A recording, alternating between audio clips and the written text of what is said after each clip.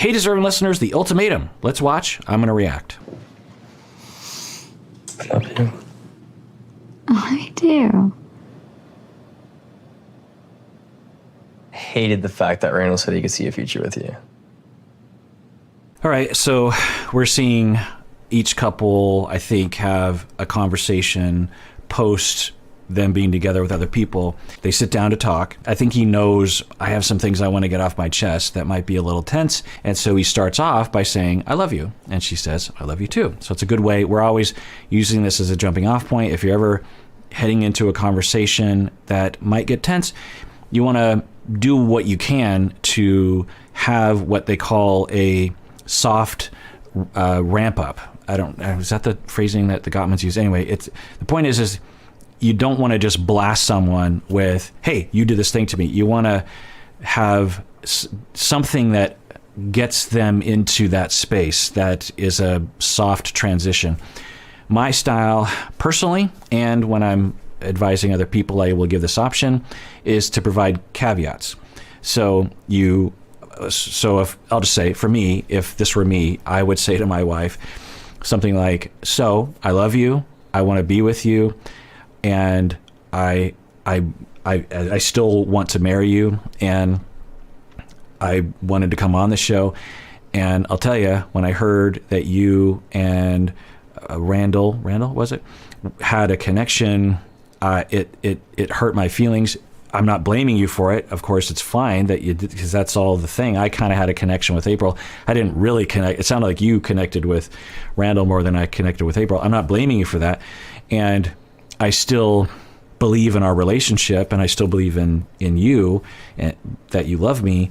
But I just want to tell you that it kind of hurt. And I guess all I'm looking for is that you still love me, and that you don't want to be with him, or that you care about my feelings. So that's my style. It's very wordy.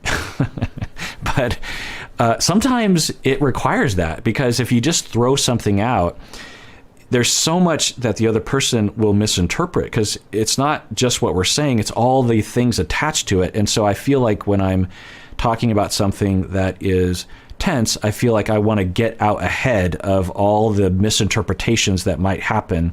Because once someone's triggered, once you kind of blast someone and they misinterpret it, and they go through the roof, then it's hard to bring them back down, and they might say something that's hurtful, and now you're hurt, and then you might come out strong. So that's my style. Not everyone should do that, but that is an option available. So he opens it up by saying, I was concerned or hurt or something when I heard that you connected with him. Let's see how they manage this. It was really hard to hear him say that. But my question is do you see yourself with the future? Yeah, he's being, mostly vulnerable. He could be more vulnerable and say, do you see yourself what do you see for your future? Because I would love it if you saw us as a future. I think that's what he's saying. But, it's essentially what he's saying. And he's certainly not being insulting or defensive like we've seen other people have this conversation. So let's see what she says. Why are you hesitating? Because this is hard to say to you. Is Randall the kind of guy that he has all the qualities that I look for? That is somebody that to an extent, there's also things that I feel like the last couple of days I saw that's missing, but there's things missing here. But she's being honest from her place. She's like, well, yeah, I saw a lot of potential with me and Randall. There were some issues that I detected, but there's issues with you. So I don't know what to do. Should I be with you? Should I be with Randall? Should I be with no one? Should I be with someone else? I think that's where she's coming from, which is totally fine, and she's being upfront about it. It's going to hurt his feelings. It's going to worry him. So if you're Colby, though, hopefully you can be differentiated about that, of just oh, that hurts. I have an impulse to try to control that. I have an impulse to be arrogant about that and to mansplain, but I'm not going to do that because, it is what it is. She has those feelings, and I'm not going to be able to control that. Is it possible that I could have a future with Randall? Yeah. There was nothing, no red flags, like in the 3 weeks. Like he does, like I said, he has all the qualities that like I do ask for out of a partner. I know that's hard to hear. Yeah. Now, if she wants to be with Colby, then she really should word this differently. Or if she is actually ambivalent, which it appears that she is, then she's being honest about it, which is, you know, commendable. But if she wants to be with Colby, she shouldn't be wording it this way, because that would be pretty hurtful. But Yeah, it's a lot. I do think he's a catch. I thought That sucks hearing that. I know, but like, That makes me feel terrible. Yeah, of course it would. And he's being differentiated and vulnerable. Like, ugh, that makes me feel horrible. Like, so he could go on the attack. We've seen other conversations along these lines on the show up until this point, and we've seen different styles of reacting. I'm actually surprised that he's not having reactions like we've seen before, where he'll get, I don't know what to say, very assured of his point of view as a way of trying to manage other people's minds. That's the way to put it. Let's see how. But he's doing really great thus far. It just sucks. Well, for me, it's just like I just wanted our first day to be all rainbows and butterflies. Like I wanted to have fun. but it's real fucking life, and if we're gonna do it forever, Make it a you light need to first day. That's all I wanted. Was to enjoy our time together and not talk about this immediately the first day. We're not gonna get the answers unless we talk about them. He's saying, I wanted our first day to be good and nice and bonding. And of course, that's what he wants, because he wants to be with her. He wants to marry her. And he's essentially criticizing her for bringing it up. But he was the one that asked the question. She's saying, look, this is real life. Yeah, I mean, each, I think, is entitled. He could say, could we talk about this tomorrow? Because I wanted to have a nice day, and this is really bumming me out. I eventually want to talk about this, but just not today. You know, that's fine. But she's also entitled to say, no, I want to talk about it today because I can't move forward until I tell you this. So he is upset, and that makes sense, because he's basically hearing that the love of his life is ambivalent about being with him and might want to be with someone else. I think we both know I struggle with saying what's on my mind. And like I feel like if I say certain things, I will lose you. Interesting. It's hard to know what that means, but he's saying, I think both of us know I have trouble saying what's on my mind. Up until this point, I haven't seen evidence of that on the show, but we could understand how, or at least compared to other people on the show, it doesn't seem hard for him to say what's on his mind. But maybe prior to the cameras being around, he had a really hard time talking about how he felt about things, or he held things in, or I don't know. But he said something else. Let's rewind that. I forget what he said. Enjoy our time together and not talk about this immediately the first day. We're not gonna get the answers unless we talk about them.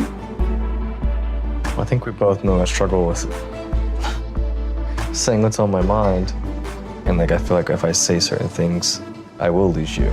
Right. I think if I say what's on my mind, I'm going to lose you. I think he has impulses to be destructive, which we all would have in that situation. But I think his style of destruction is to do what he's done previous, which is to talk down to people and belittle people. I don't know. We'll see.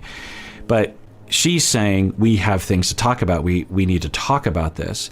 And I've been in sessions with couples like this, and what I would do, given this scenario, is I would turn to Madeline and say, yeah, let's talk about it, but the foundation of everything depends on you. Do you want to be with him? And you don't know the answer to that question right now, because he wants to be with you. In order for us to work on your relationship, we have to, all three of us, understand how motivated you are to be in this relationship, because if you're not motivated to be in the relationship, you don't have a lot of motivation to work on the relationship, and he doesn't have a lot of motivation to work on the relationship with someone that doesn't want to be with him. So I typically, not always, will enter into a phase of therapy where we spend a lot of time just exploring what she wants. Does she want to be in the relationship? are there things that he could change that would motivate her to want to be in the relationship more? Or is it just that she needs to think about it more? She has to explore more. Are there questions she has of him? Because to continue to talk about it can be kind of crazy making for people in his position, because he's like, well, I don't know what to talk about, because you don't want to, you have questions as to whether or not you want to be with me. So what are we supposed to talk about? What's happening right now? Why are you shaking your head about it? I was in Colby's bathroom and, happened to flip through his Apple Watch. I did a quick little scroll. I don't know, any of these girls' names. Ask questions. All right, there's a lot to say about this in terms of our own lives that we, especially in today's world, will be tempted to or accidentally see texts or communications of our partner with other people. And sometimes it's for the best that we see stuff like that, because we're like, oh, I get it, you're cheating on me. It's good for me to know that so I can make a decision about whether or not I want to be with you. But it's also important to have a policy and to have conversations about that, because let's say you do that and you don't find anything, or you think you find something, but it's actually nothing. And then you go to your partner and you say, I saw that. It can be very trust violating to learn that your partner is snooping around in your stuff without your permission, and could do a lot more harm than good, right? And I get the compulsion. It makes sense that people would wonder, but so here's the thing that we can say about our own lives. If you ever feel that compulsion, if you ever feel like, I want to sneak into their account and look at things, what you should immediately say to yourself is, oh, I feel insecure about this relationship. I'm worried I'm going to lose them, because that's usually where it's coming from. The solution is not to invade someone's privacy unethically. The solution is to build a relationship in which you actually feel secure.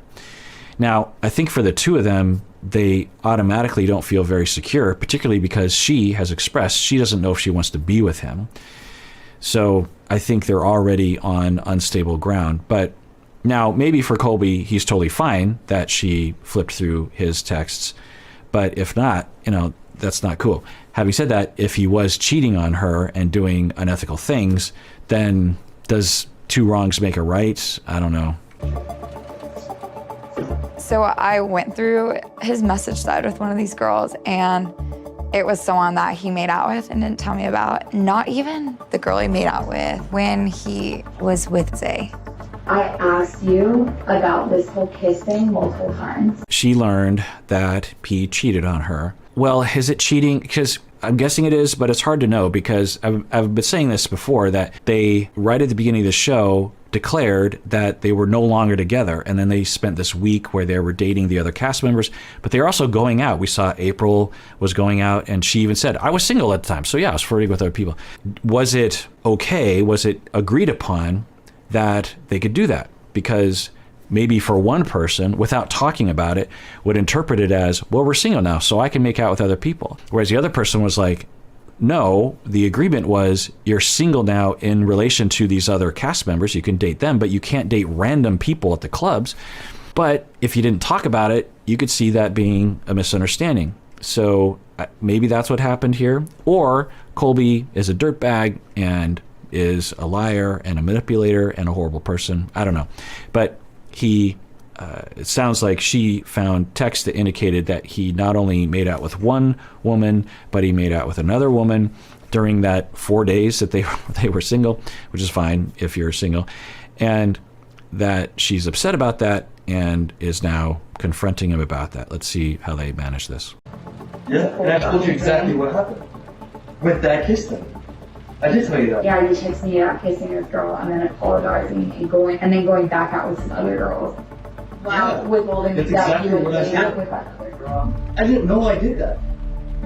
That was the next day thing, obviously. Weak shit, Colby. It sounds like he's saying, and it's impossible for me to know like what actually happened, but it sounds like he's saying, yeah, I told you I made out with someone right after I made out with her, and then she's saying, but you made out with another woman, and I think he's saying, well, at the time I told you that I made out with that first woman, I hadn't yet made out with the other woman, so I didn't tell you that because I hadn't known. Was he wrong for not telling her? Is he a dirtbag? Was it technically cheating? I don't know. It's hard. It's hard to know. If I was to take a guess, I would say that at the very least he lied by omission, which is cheating. Obviously. Weak shit, Colby. He told this girl we had an open relationship. You didn't tell me about this, and then continuing a conversation with her for fucking 3 weeks. You've been FaceTiming her and calling her? Yeah, she's been talking me through this shit. So we're learning that not only was it that night during that week when they were single, but he has been communicating with her throughout this span of time. Now, maybe it's innocent and he's saying, look, she's just a friend and that's all that it is. It's hard to believe that, but it could be true. If she's just a friend, you probably want to tell Madeline that there's this new friend in my life. She happens to be a woman I met while we were single. There's nothing going on. Is he manipulative? Again, this is where people are going to use the word gaslighting in a situation. And it's possible, it's hard to know what's happening, because I came out and said that that very first interaction with, who was it that he was talking to? Anyway, maybe it was Lauren, that people would say, oh, that's gaslighting. I was like, it's not gaslighting because of the reasons I've given before.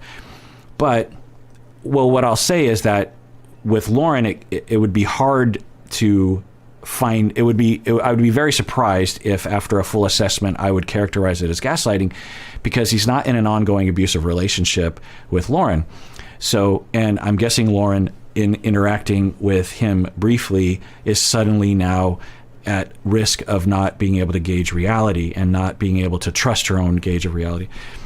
But with Madeline, we don't know. They've been in a relationship for a couple years, so he might have, throughout this relationship, been on a campaign, either consciously or unconsciously, to erode her ability to gauge reality. I don't know. And if so, then we might be seeing a small example of that right now.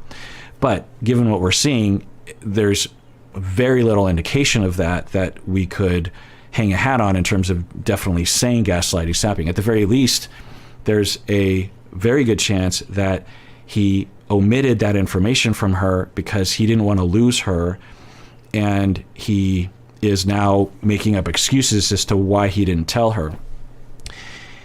But if you're Madeline, you're thinking, what's going on here? Because, you gave me the ultimatum, and then as soon as we became single, you immediately decided to make out with at least 2 women, maybe others. How am I supposed to know? There could have been other women. These are just the 2 women that I've managed to find out. So where is your heart? Do you actually love me, or is this just some big game to you? Are you cheating in other instances? What's happening right here? It would be totally natural for Madeline to have that concern. You think that's appropriate? Yeah, I guess I do. Fucking loser. I'm the loser. Now, if you are hurt and you're upset, that's fine, but I don't recommend calling people names. It doesn't justify that. It's not functional. It's not helpful. It's usually not fair. You can say, I'm really hurt by that, or I'm really concerned about that, I'm really angry about that. But to just call someone a name, like a loser, it's not helpful. So now he's saying, yeah, I guess I do think it was, I didn't break any rules, is essentially what he's saying. And she's saying, yes, you did. We don't know the answer to that question. They haven't given us background. Did they have a conversation that it would be reasonable to conclude that it was okay for Colby to get together with someone and maybe not even inform her? I'm going to take a guess and say that they never had that conversation and just figured things would work out, but they both interpreted it in different ways. I'm just going to take a guess on that. The other possibility is that Colby is a dirtbag and a liar and a manipulator and someone who wants to get together with other people and cannot be trusted. I don't know. Maybe we'll get some more data. Colby shut down and he did walk out. That's not how I would describe it. He did walk out, but you were the one who stonewalled him and went into the bathroom. I understand that, given what happened. And then he said, well, if she's going to shut me out, then I guess I'll leave. I'm guessing that's what's happening. How do you feel about marriage? Do you feel like this is something that makes sense for your life?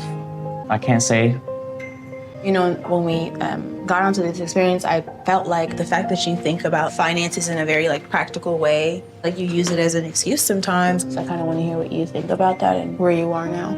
Okay, I think they're editing this conversation pretty heavily, but if we take what we're seeing as a representation of what they did talk about, she is asking, I think pretty directly, do you want to marry me? Where are you? Have you changed your mind prior because of this experience? And I want to marry you, I think is what she's saying. And he said something very short. Again, I think they edited that. So let's see how they manage this conversation. Now, I think I had hesitation with this whole ultimatum because honestly, in my opinion, I thought it made it seem like you thought your shit didn't stink and it was me that was the problem, or I had the problems and I was the one that needed to work on them. Honestly, I think there's a lot of things that you need to work on. We'll see how they manage this. I would have encouraged him to soften that a little bit, but I think it's helpful that he's being vocal about this. He's saying, in the past, it seemed like you never took responsibility or ever thought you were to blame for any of our problems and always were blaming me. He's essentially saying that. And now, I'm hoping that you can do that. So hopefully she can hear that and address that without getting defensive and say, okay, yeah, I mean, if you're talking about our fights and about me owning up to hurting you and not being very kind to you sometimes, then yeah, I do that sometimes. It doesn't mean I'm completely to blame for all the problems, but it does mean that I am responsible for my part. Let's see what happens. I don't want to get down on one knee with somebody that I'm like bickering back and forth with about the small things. Somebody that's not really listening to me. Yeah, this is a very common complaint that I will hear in my office. And the common solution that people will go to is, hey, partner of mine, stop doing that. And I get that, but it denies the reality that your partner has issues that you are probably triggering. It doesn't mean that your partner is reacting very differentiatedly or constructively, but it's a process that's between two people. So it's more effective to say, let's talk about what's going on between us. Like, how am I triggering you? And what am I doing that is causing you to get so hurt and afraid, that's causing you to get angry at me? Like, let's talk about that, because I feel like I'm trying to do what's best for us, and then you get angry at me, which I assume it's because I did something that hurt your feelings inadvertently because I wasn't trying to. Let's talk about that process. Usually, and of course, it's hard to do that without a therapist, but I just want to point that out, because if you ever are in conflict with your partner and it seems chronic and hard to change, you want to get away from this notion of, hey, partner of mine, change. We saw this on Love is Blind, or Love is Blind, yeah, with Danielle and Nick, that Nick would basically just say, Danielle, knock it off, instead of looking at, okay, what am I triggering? What am I doing that's actually triggering you to feel hurt and afraid, and then it causes you to be angry at me or to do the things that I see on the surface? Let's talk about that process. Shanique doesn't know everything. For marriage, it takes two to tango, to stand the test of time forever. Yeah. Yeah. Let's be real. Like, could I see myself getting married? I think I'll get a lot more clarity in the coming weeks of us living together. And I'm hoping you are as well. The way that they communicate, it feels very, I don't know, distant and tense. I don't know if that's what's happening, but they both seem to approach each other at, arm's length.